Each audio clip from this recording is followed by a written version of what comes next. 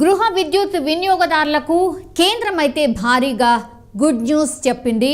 ఎందుకంటే భారతదేశ సుస్థిర అభివృద్ధిలో భాగంగా సూర్యఘర్ అనే ఉచిత విద్యుత్ పథకాన్ని ప్రవేశపెట్టబోతున్నట్టయితే ప్రధాని మోడీ ట్విట్టర్ వేదికగా అనౌన్స్ చేశారు.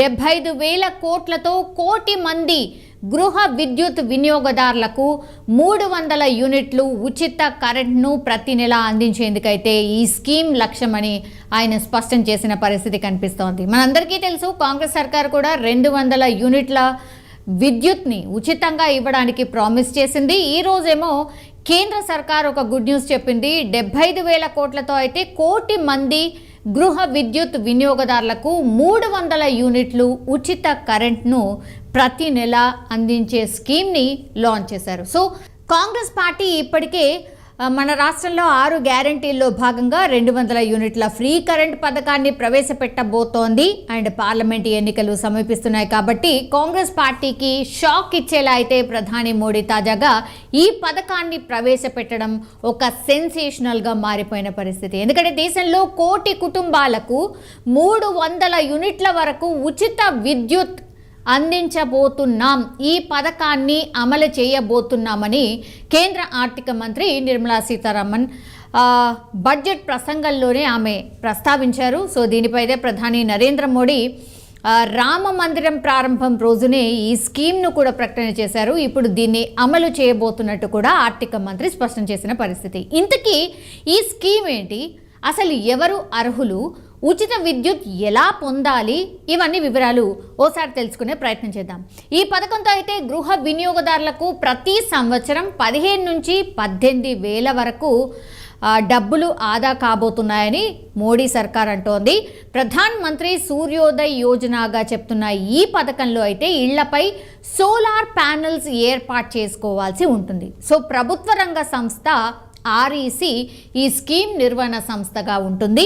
ఇళ్లపై సోలార్ ప్యానెల్స్ ఏర్పాటు కోసం $1.2 ట్రిలియన్ రుణం కూడా ఇవ్వబోతోంది, అంటే లోన్ కూడా ఇవ్వబోతోంది. సో ఇదివరకే సోలార్ రూఫ్ టాప్ కింద విద్యుత్ పొందే గృహాలకు ప్రభుత్వం ప్రోత్సాహకాలే చాలానే ఇస్తోంది. బట్ ఇంకా కూడా అవగాహన చాలామందికి లేదు. నిజంగానే ఈ వైపు అసలు అడుగులు వేసిన పరిస్థితి కూడా చాలామందికి ఎట్లా ఏంటి అనేది కూడా ఇప్పటికీ కూడా తెలీదు. పథకాలు నిజం చెప్పాలంటే కేంద్ర సర్కార్ చాలా పథకాలే ఉంటాయి, బట్ వాటికి సంబంధించి అసలు అర్హులు ఎవరు ఏంటి అనేది చాలామందికి మోస్ట్ ఆఫ్ ది పీపుల్కి అసలు తెలియదు. సో ఇంటి పైకప్పు మీద సోలార్ ప్లేట్లు అమర్చుకునేందుకైతే అయ్యే ఖర్చులో సబ్సిడీ ఇవ్వబోతోంది కేంద్ర సర్కార్. ప్రతి ఇంటికి కూడా సోలార్ ఇన్స్టలేషన్ లక్ష్యంగా పెట్టుకుంది కేంద్రం. అండ్ ఇందులో భాగంగానే ఇప్పుడు కోటి ఇళ్లకు 300 యూనిట్లు ఫ్రీ విద్యుత్ ప్రకటించేసింది. గ్రామీణ ప్రాంతాల్లో తక్కువ మరియు మధ్య ఆదాయ కుటుంబాల ఇండ్లపై సోలార్ ప్యానెళ్లు ఏర్పాటు చేసి విద్యుత్ అందించడం ఈ పథకం యొక్క లక్ష్యం. అండ్ వినియోగం తర్వాత మిగిలిన విద్యుత్ని కూడా ఆయా కుటుంబాలు డిస్కంలకు కూడా అమ్ముకోవచ్చు. సో మీ ఇంటి పైన ఏవైతే సోలార్ ప్యానెల్స్ పెడతారో మీ అవసరానికి మీరు వాడుకుంటూ ఎక్సెస్గా ఏదైతే మిగిలిపోతుందో దాన్ని పూర్తిగా విద్యుత్ సంస్థలకు కూడా అమ్ముకునే వెసులుబాటును కూడా కల్పించింది. దానికి పే కూడా చేయబోతున్నారు. సో ఈ స్కీమ్ ద్వారా లబ్ధిదారులు ఎవరైతే ఉంటారో వాళ్ళు ఇండ్లపై లేదా వాళ్లకు చెందినటువంటి ఎనీ ప్రాపర్టీ, అంటే ప్లెయిన్ ల్యాండ్ కావచ్చు, ఎక్కడైనా సరే మీకు ఎక్కడ అవసరమో మీరు ఎక్కడైతే పెట్టుకోవాలనుకుంటున్నారో అక్కడ సోలార్ ప్యానెల్లు ఏర్పాటు చేసుకోవాల్సి ఉంటుంది. అండ్ దీనికి అయ్యే ఖర్చులో ప్రభుత్వం అంటే కేంద్ర సర్కార్ 40% సబ్సిడీ అందించబోతోంది. సో ఈ స్కీమ్ కోసం అప్లై చేసుకునే వాళ్ళు ఖచ్చితంగా ఇంటి ఓనరే అయి ఉండాలి, ఆర్ ప్రాపర్టీ ఓనర్ ఖచ్చితంగా అయి ఉండాలి. అండ్ వాళ్ళ వార్షిక ఆదాయం అంటే ఎవ్రీ ఇయర్ వాళ్ళ ఆదాయం ఎంత ఉండాలి అంటే 1.5 lakh ఉండాల్సిందే. 1.5 లక్షలకు మించకుండా ఉండాలి. సో వీళ్ళు అర్హులు అనమాట. అండ్ ప్రభుత్వ ఉద్యోగులకు ఈ స్కీమ్ వర్తించదు.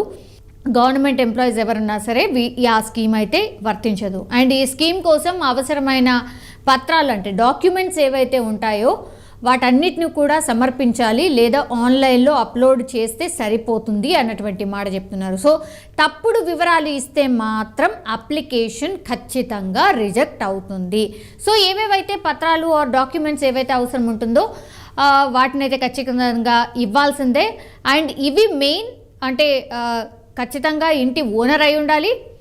అండ్ డెఫినెట్లీ వాళ్ళ ఆదాయం 1.5 లక్షలకు మించకూడదు. అంటే బీపీఎల్ కుటుంబాలే ఖచ్చితంగా ఉండాలి. అంటే ఆర్థిక పరిస్థితి అంటే చాలా లో అంటే రేషన్ కార్డ్ హోల్డర్స్ అనుకోవచ్చు, బీపీఎల్ కుటుంబాలు ఏవైతే ఉంటాయో వాళ్లకు ఇది వర్తిస్తుంది అని అనుకోవచ్చు. అండ్ ఖచ్చితంగా గవర్నమెంట్ ఎంప్లాయీ కూడా కాకూడదు. ఇవి 3 నిబంధనలు అయితే ఖచ్చితంగా అమలు చేయబోతున్నారు.